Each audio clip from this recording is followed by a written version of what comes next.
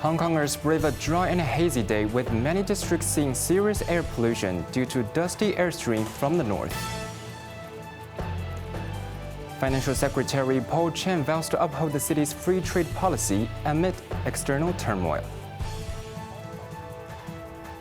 And President Xi Jinping is set to arrive in Vietnam tomorrow as the first stop of his Southeast Asia state visit, expecting to yield about 40 new agreements between the two countries.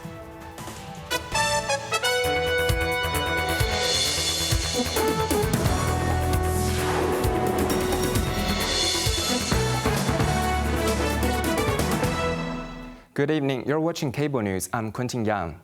In Hong Kong, an hazy and dusty airstream has enveloped several districts, with air quality health index maintaining a very high level. Adding to today's choky air is the relative humidity, which has dropped to its lowest level in April on record. Evelyn Bai reports.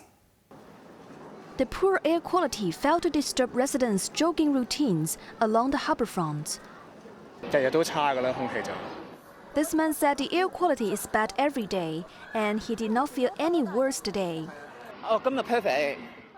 This man said he did not choke but felt perfect today, except for the strong wind. The Environmental Protection Department said, under the influence of a dusty airstream associated with the northeast monsoon, the level of suspended particulates has been recorded higher than normal since last night. In addition, the expected weak winds make the pollutant hard to disperse. 8 districts in the city, including Eastern, Central and Western, Tseung Kwan O, Kwun Tong, Tuen Mun, Yuen Long, Tai Po and North, recorded very high pollution levels. The northeast monsoon also brought very dry conditions, with the relative humidity dropped to 21% at the observatory's Tsim Sha Tsui headquarters, marking the lowest record in April since the automatic weather station was established in 1984. The weather watchdog explained that the city is often affected by northeast monsoon in March and April, and the humidity levels can be drastically lower if the monsoon is dry. The forecaster added that the current dusty airstream may last for 1 to 2 days until a southerly airstream is expected to reach on Wednesday, which should improve the air quality. Evelyn Bai, Cable News. Up in the north, sandstorms originating from northern deserts have penetrated as far south as Guangdong, with cities like Guangzhou, Foshan, Shenzhen, and Dongguan reporting severe pollution. Evelyn Bai again has the story. Local authorities have issued yellow haze alerts, urging residents to limit outdoor activities and wear protective masks. The encroaching dust carried by northerly winds exceeding 90 km per hour has reduced visibility and worsened air quality, marking one of the farthest southward sandstorm incursions in recent years. The chaos, driven by a powerful cold vortex from Mongolia, has seen northern provinces battered by historic winds. With gusts reaching 150 km per hour in Beijing, the capital saw over 800 trees toppled, subway lines suspended, and more than 800 flights cancelled at both airports in the city over the past 2 days. While airport rail services have resumed, suburban train routes remain halted as winds persist, expected to linger until Monday night. Meanwhile, blizzard warnings blanket parts of Inner Mongolia, Liaoning, Jilin, and Qinghai provinces, where snowfall is forecast to reach 20 to 28 centimeters, with localized accumulations exceeding 15 centimeters. The storms have already caused traffic paralysis and heightened risks in mountainous areas. Evelyn Bai, Cable News. Finance Chief Paul Chen said Hong Kong will firmly uphold its free trade policy under the new normal shaped by the trade war. He also expressed confidence in the city's ability to capitalize on the new opportunities amid the uncertainties. Sherry Yuan reports. Speaking at the NOX opening ceremony, Chen reaffirmed Hong Kong's dedication to maintaining its free port status amid the changing global landscape caused by the trade war. Trade patterns, industry chains, supply chains, and partnerships are being reshaped. In these turbulent times, Hong Kong remains open and welcoming to business and talents from all over the world. We are eager to establish new connections and forge new partnerships. These are in our DNA. Rest assured that our free port status and free trade policy remain unshaken. Separately, in his weekly blog, the finance chief also noted that the continued strength of the Hong Kong dollar against the US dollar reflects local market confidence. Despite initial market fluctuations, Hong Kong stocks have stabilized, ensuring smooth market operations. He highlighted government support for small and medium-sized enterprises, including a $390 billion loan portfolio, alongside export-related assistance benefiting about 2,700 businesses. Chen emphasized Hong Kong's resilience in the face of global uncertainties, attributing it to mainland's support and the advantages of the one country, two systems policy. He is confident that the city can seize new opportunities and navigate the changes effectively. Cheryl Yun, Cable News. Apart from the tariff war, the unpredictability brought by Trump 2.0's regime has also urged businesses to strengthen due diligence to avoid risks and stay on the right side of the law. While Hong Kong is in the eye of the storm amid escalating US-China tension, can it defy the odds? Cheryl Yun gains more insights from risk experts. While the U.S. tariff war is dominating global headlines, a tougher sanctions push is quietly reshaping risks for businesses, with U.S. President Donald Trump piling pressure on corporate and banks' compliance teams with a flood of executive orders, sanctions, and supply chain upheaval. As Richard Butler, head of APAC Risk and Research at Dow Jones, puts it, the only certainty is uncertainty. Not only do they need to do KYC, which is know your customer, you now need to do KYCC, so know your customer's customer.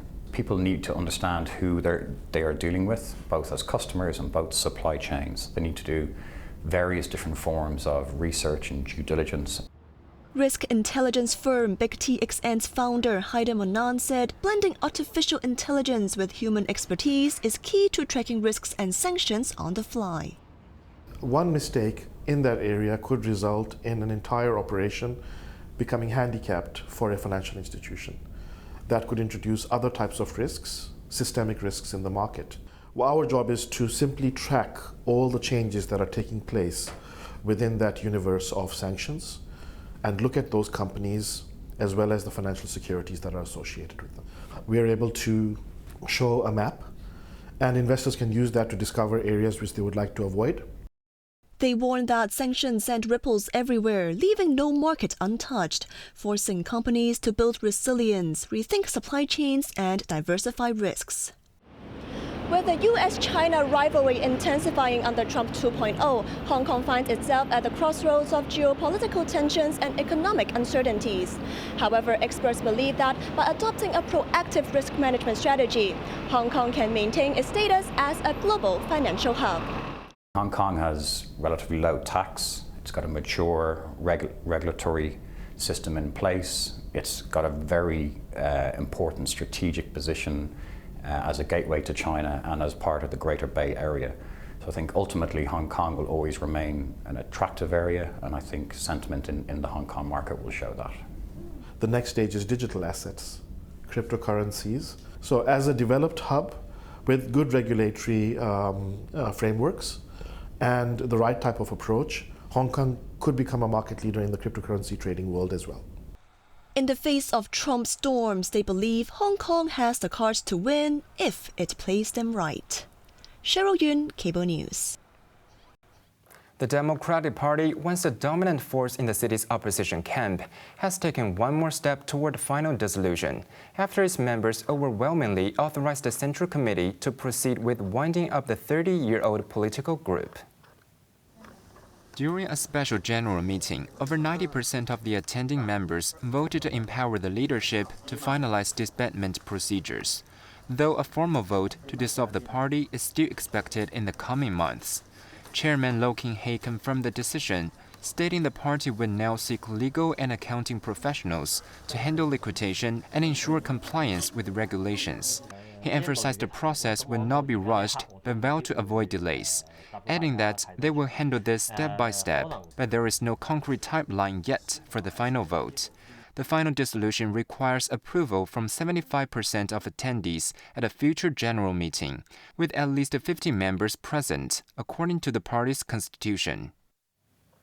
President Xi Jinping will pay his first state visit of the year tomorrow to 3 Southeast Asian countries, Vietnam, Malaysia, and Cambodia, in a bid to enhancing mutual trust and cooperation with neighboring countries.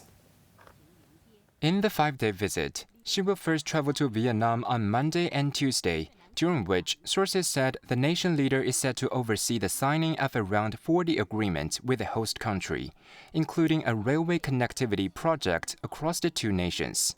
Following his visit to Vietnam, Xi will head to Malaysia on Tuesday, his first visit in 12 years, ending the week in Cambodia. People from various sectors in the 3 nations look forward to Xi's visit to elevate China's relations with these countries to new heights and inject fresh momentum in the region amid the U.S.-provoked global trade war. In his latest America First tariff gambit, U.S. President Donald Trump announced exemptions for levies on certain electronic products entering the United States, which he declared as a strategic win. Inflation's dropping. Americans have more money and the country has more money. You know, we've been making $2 and $3 billion a day the last couple of weeks. We didn't make that ever. Mid-flight to Miami on Saturday, the American president said his tariff strategies are in very good shape, adding that details of new semiconductor-specific tariffs would be unveiled on Monday, signaling tougher measures ahead for China's semiconductor industry to cut reliance. This came after the U.S. Customs Authority reviewed the previous day that 20 categories of electronics, including smartphones, computers, and chip-making gears, will avoid the 10% baseline tariff and China-specific 125% levy, provided that at least 20% of their components are U.S.-made. The exemptions, retroactive to April 5th, cover $385 billion in annual imports, with $100 billion originating from China.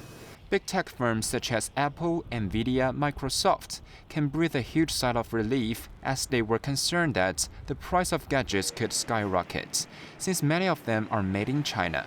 The White House said yesterday that Trump will continue to urge these companies to move production to the U.S. On to the weather now. Becoming fine tomorrow with 1 or 2 light rain patches at first. The minimum temperature will be about 20 degrees in the morning. It will turn hot and very dry during the day, with the mercury going up to around 28 degrees. Now let's take a look at the weather around the world.